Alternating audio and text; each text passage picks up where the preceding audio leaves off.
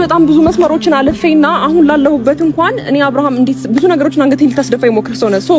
የተፈጠረውን ነገር ላንተ መናገር አይጠበቅብኝም። በጣም ከይቅርታ ጋር የራሴን ህይወት እንድመራ አድርገኝ። ቆርጫለሁኝ፣ አታስፈልገኝም እያልኩ ነው። በቃ ገባህ አይደለ? ብትወደኝና ብታከብረኝ ነገ ይቅርታ እንደምትጠይቀኝ እንኳን ቢገባ ያ ሁሉ ነገር ለኔ አይገባም ነበረ። እኔ ደግሞ የማይገባኝ ህይወት ውስጥ ከዚህ በላይ መቆየት አልፈልግም። በቃ እኔም የራሴን ህይወት ኖሬ ደስተኛ መሆን እችላለሁ። እኔም ያላንተ መኖር እችላለሁ። ያላንተ ኖሬ ደግሞ አሳይሃለሁ። ገባህ አይደለ? እኔ አትኖርም እያልኩኝ በቃ እኖራለሁኝ። አብርሃም ስለወደድኩና ስላፈቀርኩ በየሰዓቱ አንተ የሆነ ነገር አንተ ስለምከፋና ስለማለቅስ ያላንተ አልኖርም ማለት አይደለም። ገባህ አይደለ? ስራዬን በትክክል እየሰራሁኝ ብቻዬን ከማንም ጋር መኖር እችላለሁ። ጨርሻለሁ እኔ። ስለዚህ ድጋሚም እንድትደውልልኝም አልፈልግም። የተመቸህን አንዴ ከፍቅር ጋር አንዴ ከሩታ ጋር አንተ እንደዚህ ይመቸኛል ብለህ የምታስበውን ህይወት ሙሉ መኖር ትችላለህ። ጨርሻለሁ። አብርሃም እኔ ረጠሽን ከሄድሽ እንደዚህ ጎንበስ ይቅርታ እየጠየኩ ረጠሽን ከሄድሽ ግን በጣም ነው ማለት ነው እኮ ሄርኒ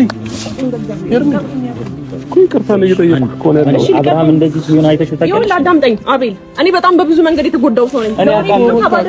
ድጋሚ ተመልሶ እንደሚጎዳኝ አውቃለሁ። አቤል ልቀቀኝ። ሄርኒ ደሞ ይታየኛል